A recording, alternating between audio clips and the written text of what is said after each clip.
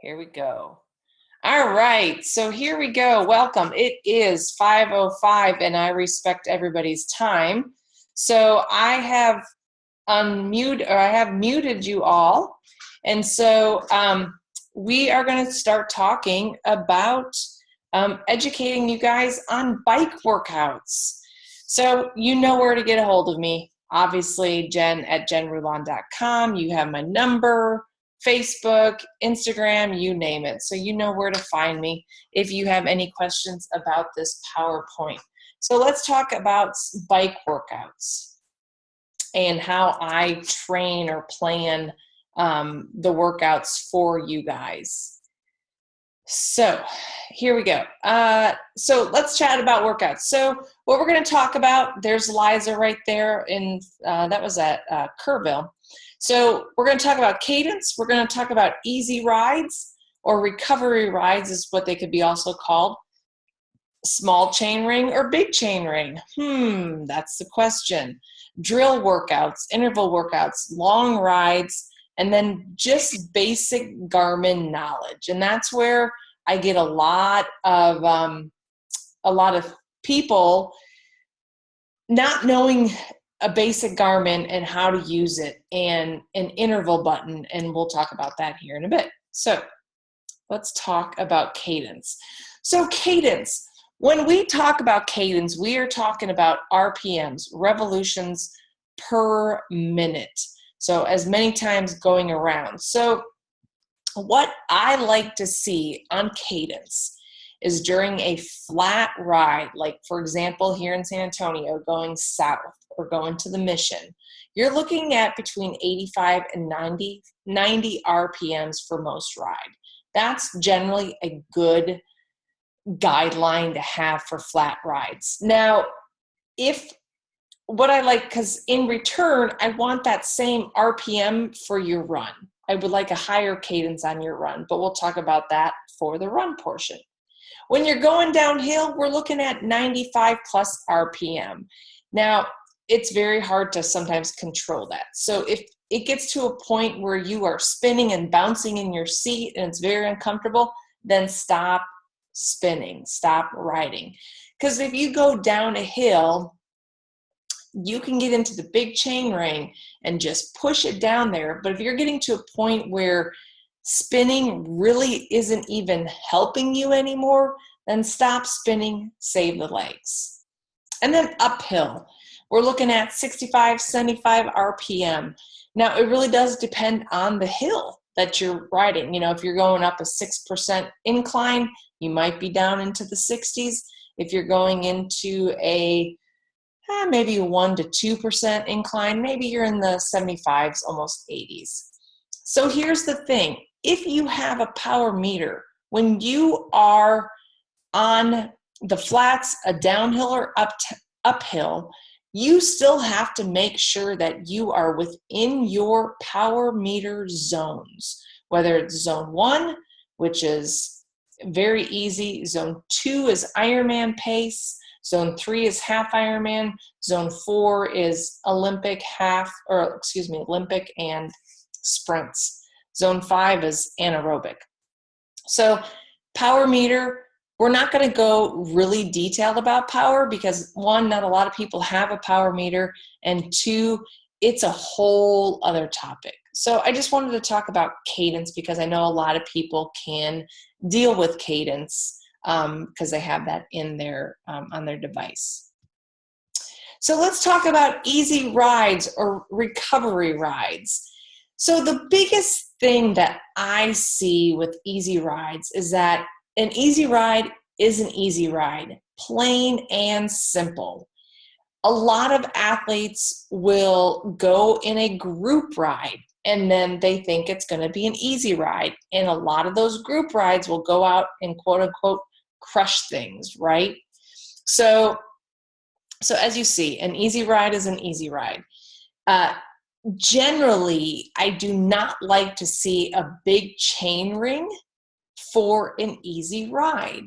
Why? Because if you're getting into the big chain ring and you're starting to mash, the cadence is a little low, let's say maybe 75, 80, then that is not an easy ride. An easy ride should be at least 90 plus of RPM. Now, there are exceptions to the rule. We know that. So if you use a big chain ring for an easy ride, you may need that big chain ring when you're going down a hill. Get into that big chain ring so you can sort of push down that hill and then glide along the way. How often should you do easy rides? Off season, 2 to 3 rides a week. Honestly, your off season is just getting in the saddle. Now, granted, just remember that, how often is not a rule of thumb, because it might be different for people that are doing half versus a sprint. 2 easy rides a week during the base, 1 to 2 rides a week during the build, and then 1 easy ride during the peak. I like to put a lot of my easy rides and my recovery rides, either one after a very hard long run or before a lift.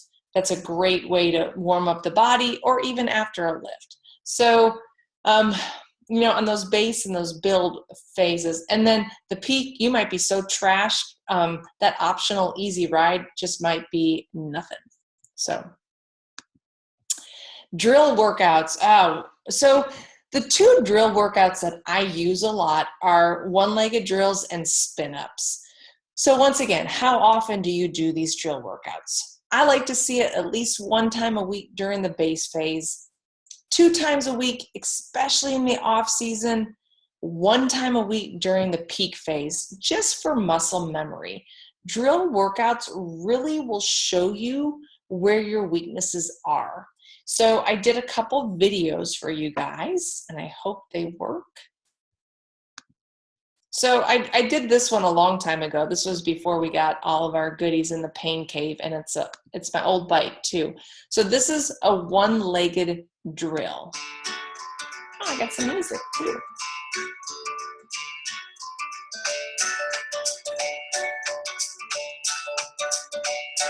So left leg for 30 seconds.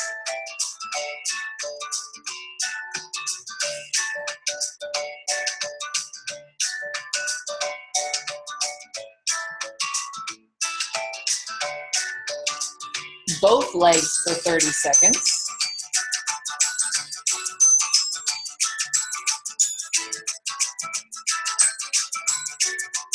And then the other leg for 30 seconds.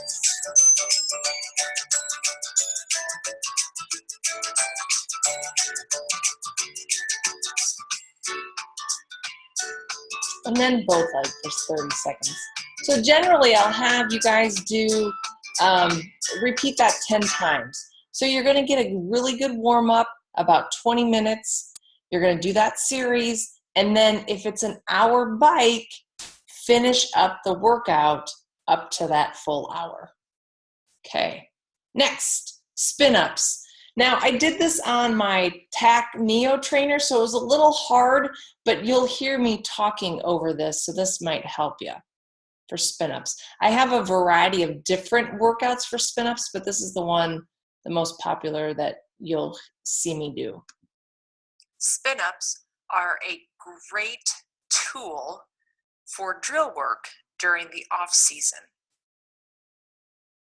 My suggestion is about a 20-minute warm-up, and then you will do 5 minutes at 95 with a 2-minute rest, 4 minutes at 100 RPM with a 2-minute rest, 3 minutes at 105 RPM with a 2-minute rest, 2 minutes at 110 RPM with 2 minutes.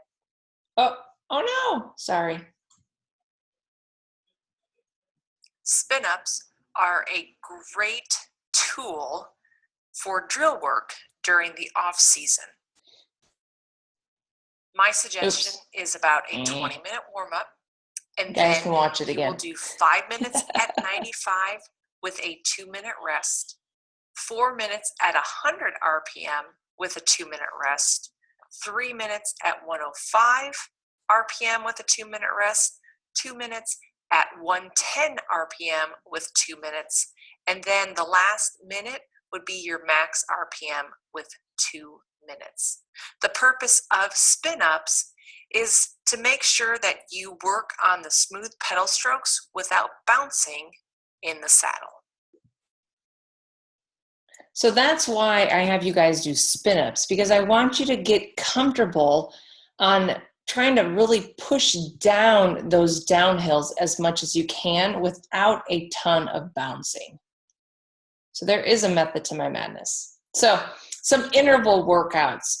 So this is where it could be difficult for a lot of people, because some people have power meters, some people use miles per hour, some people will use RPE. So how do you determine your interval number? So just depends on what you are preparing for. So, and what you have, what tools you have, right? So RPE, rate of perceived exertion. The scale that I like to use is the 1 through 10 scale. That scale is actually on my website. If you go to triathlon training and then triathlon training resources. So the 1 through 10 is my ideal. Miles per hour, this is sometimes what I'll do for athletes who don't have a power meter, or they don't understand the RPE as much. So I might say to somebody, okay, your tempo work, for example, here's the tempo work. I want you to do 3 rounds of 8 minutes at your half Ironman pace. So let's say, for example, they want to ride at 20 miles per hour for that half Ironman the whole time, or the average, right? So I ask them to hold 8 minutes at 20 miles per hour. That's tough, but it's very doable, especially if you're out on a flat course or that type of thing. Another example of interval workout is Tabata. You might have heard Tabata. Spin classes love Tabata, and if you do it right, it's hard as all get out. So the Tabata is a total of 4 minutes. It's 20 seconds on, 10 seconds off for 8 rounds. Those 20 seconds, you should be at a rate of your RPE like at 9, 8, 9. Like you are going all out. And you almost want to throw up after that. That's how hard Tabata should be. Not like 10 rounds of Tabata. You're doing it wrong. And then I've done this before, a gradual incline interval workouts. So you'll do 3 minutes at 80% of your FTP. That's hard. Harder is 1 minute at 95 at FTP. And then you back down again, easy at 55% of your FTP. Now, once again, if you don't have EFTP, that's okay. You would do 3 minutes at maybe 17 miles per hour. And then your harder would be 22 or 21 miles per hour. And then your easy would be maybe 15. So that's how you can look at interval workouts. How often do you do interval bike workouts? Honestly, you don't need to do them during the off season. You just need to get out and ride. You just need to go enjoy it. Now, if you want to go do a time trial and then do one 6 weeks or 6 months later to see where you're at, sure, go for it. But to do an interval bike work on the off season, not necessary. Interval bike work on the base depends on the athlete. I've been giving some to some of my athletes just recently, so it just sort of changes up things. It changes up the workouts. Build phase, 1 to 2 times a week. Peak phase, 2 to 3 times a week. So prime example for the peak phase is your long workouts are going to have interval bike session. So you're going to be doing a lot of interval work in that peak phase because the endurance is going down, but we're still maintaining that interval work. And then during the race week, there is one set of intervals, but they're short, sweet, to the point. That's all it is. Oh, long rides. So once again, depends on what you're training for.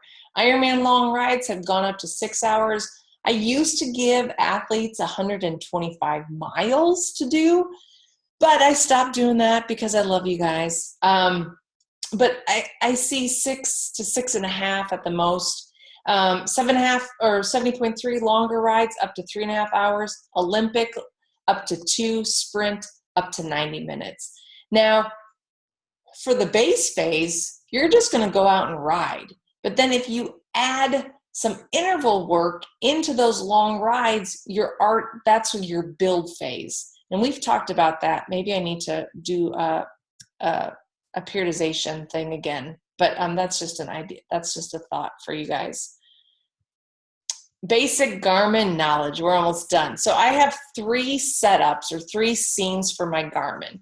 So the top up here is my outside. So you'll see I have time, current lap, total ascending, cadence, and then normalized power. This is actually an old Garmin. The inside is the bottom left. So I have time, speed, grade, power, cadence, average power. Obviously, I don't need total ascending, right? I did total ascending a lot for Ironman Mont Tremblant, just because training for it, I should say, I had total ascent because it was 6,000 feet of climbing. And so when I would go out and ride, I'd be like, okay, I need 6,000 feet of climbing.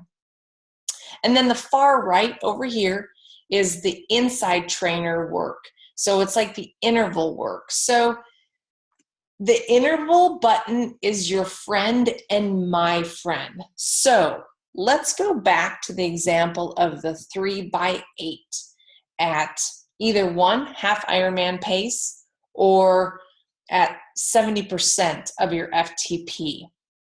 Every time that you do your warm-up, you do your 20-minute warm-up, then you have to do interval work. You have 8 minutes. I then want you to hit that lap button.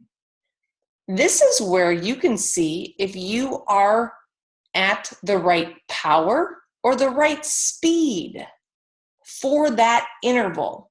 So if you wanted to do 20 miles per hour, that's what you are trying to take for the average. You could also do average speed on that, right? If you're doing power and I need you at 150, I need 150 for those 8 minutes, okay? Then when you are done, it says 8 minutes. You hit that lap button again. Then it will show you your current lap is going to be 2 minutes. After the 2 minutes of recovery, bam, you hit the lap button again. Because I want to see those specific numbers. I might be giving y'all numbers that you might not be able to do or might not be able to hold. So I need to figure that out if I'm giving you, 1, the right numbers, and 2, if you're able to do what you want to do, especially if you're doing miles per hour. So like I said, the interval button is your best friend and mine, because then I could see your numbers. So here are my rules for cycling. Make sure every ride has a purpose. I can't emphasize that enough. You know me, guys. I am all about quality over quantity. So if that easy ride is after your hard run and you're thinking, why the hell am I doing an easy ride after my run? Because I need you to flush out that lactic acid. Prime example. Easy ride, easy or recovery ride is just that. Don't join a group ride. Ego will get in the way, and bam, you will start getting in that big chain ring, and off you go. And then you write me back and say, oops, I didn't do an easy ride. Drills are always a great opportunity to figure out your weaknesses. So a lot of people who will do the one-legged drills have trouble with the 9 to 12. Think of it as a clock. So the 9 to 12 is a really hard movement for a lot of people. So if you're stuck at those, maybe doing drill work once a week for 8 weeks straight, maybe that might be the way to go. Interval work. If it states, for example, 150 to 165 watts for a workout, don't do more watts to try to improve. There is a purpose to specific numbers. Same with miles per hour, same with RPE. You guys, if you go out and do a time trial with your power meter, and your power meter, I'm going to go easy numbers. Your power meter says 200 watts. That's what you knocked out. That's your average power for an hour. You did 200 watts. If I want you to do 90%, no more, no less, I need you at 190, not at 220. That's beyond your FTP. I still remember the guy at Ironman Coeur d'Alene was like, I'm already at my FTP. And we were like 15 miles into the bike. I was like, dude, you're screwed. And of course I saw him walking. So, and then last but not least, the long nutrition, the long bike. Nutrition is your key here. But that, once again, will be another topic because nutrition is a whole other beast, right? Okay. Any questions? So right now, I'm going to stop sharing the screen. I am going to unmute Kim, Jill, and Jess. And I'm going to keep recording. So if you have dogs barking, if you have flatulence going about, I would highly recommend you mute it because, yeah, everybody's going to hear that. So any questions about bike workouts?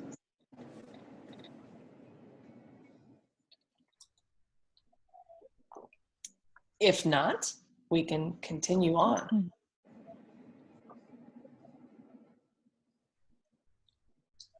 Anyone? Bueller? All right, so no questions.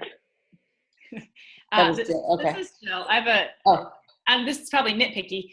I always take my foot out, but when you do one-legged drills, I mean, if I'm really lazy, do I have to take my foot out or do I just concentrate? And is there any value in leaving the one foot in and just focusing on the other foot?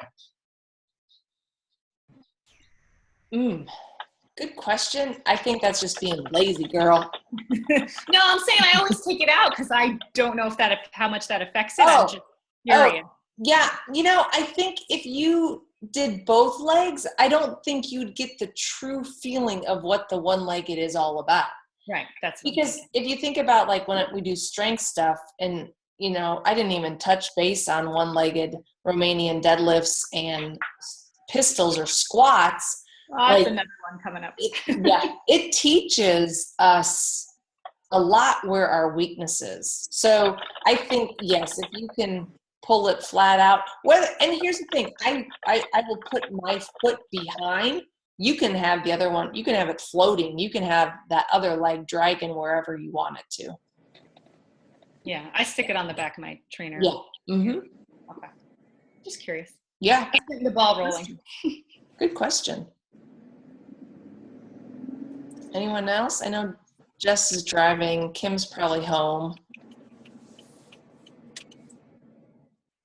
All right. Well, wow, it is 5:28 and we started a little late, but I felt like my slides, I'm like, oh, I'm starting to get good at this. Now I can actually put the video into the slides so I don't have to keep going to YouTube and all that stuff. So, question, are you guys interested in running, nutrition, mental training?